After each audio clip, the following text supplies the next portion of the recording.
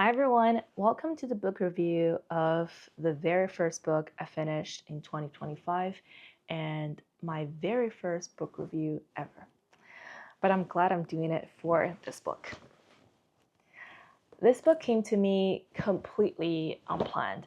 I don't have it in any of my book lists. I've never heard of the book or the author before. I only came across it because one day I was casually browsing in a bookstore. I saw this book on the shelf and I picked it up only because I thought the cover looked like a palm reading book and I thought it might be interesting. The staff saw me with the book, came over and started very passionately telling me how much he loved the book, how masterfully it was written, and all the nice things he had to say about the book. And honestly, I was maybe 46% convinced by what he said, because we all know how passionate people can be sometimes. But out of either my politeness or cowardliness, I still got the book because I didn't want to let anyone down. And it turned out to be one of the best books I've read recently. Since I started, I couldn't stop myself from turning to it with every break I had in between work, sleep, food, and anything really. I finished it in, I think, 3 days in between everything else I did, and it was so good. I think I'm still recovering from it.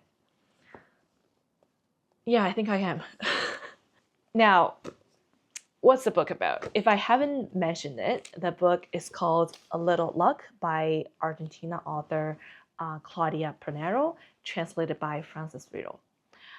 The book is about a character, a woman who goes by the name Mary Lohan.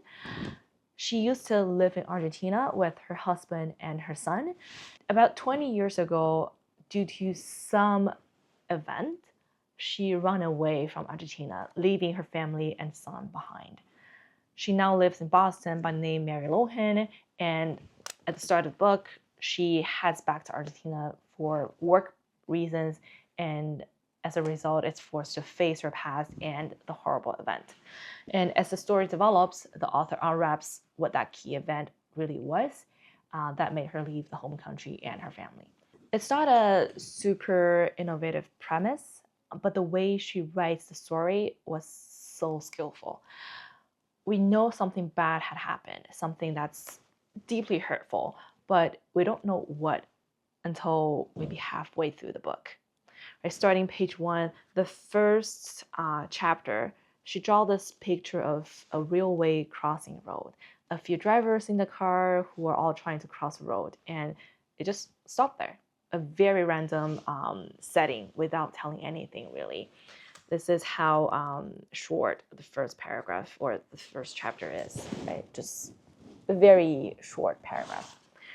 And then every few chapters, she would return to the same scene, repeating the same paragraphs, but every single time adding a bit more detail to it. Right? The second time, you can see how the paragraph is now getting longer because it has more details to it. Until at one point, somewhere halfway through the book, she reveals the story. And reading the story, it was just heartbreaking. I wanted to say the book was so beautifully written, but beautiful felt like the wrong word. It's a tragedy so deeply rooted with the main character, and it has been haunting her so badly that it just felt wrong to call it a beautiful story. And as I read it, I had waves of emotions coming at me that I wanted the book to end because I wanted emotions to end. But when I finally finished it, I felt empty. The way she writes is just so elegant and so catchy. It sucks you into the story as if you're part of it. I'll read you a few paragraphs that resonated with me the most. It takes so many words to recount events that occur in a matter of minutes, seconds, or fraction of time that are barely perceptible. Things happen so quickly that the words needed to describe them are never able to keep up. Just as it can take years for fleeting events to be forgotten. Sometimes those memories will never fade. An instance can stay with us our entire lives, relived in words 1,000 times over like a punishment. Time is compressed, and the narration of that time has to be expanded to make it more comprehensible. If you ever had any regret in your life, you might understand this.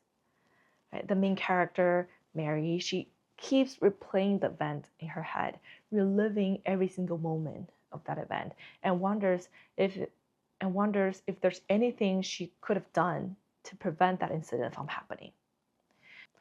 There were probably 100 different things that had taken place leading to that event, and if those 100 different things hadn't lined up perfectly in that sequence, the incident would not have happened.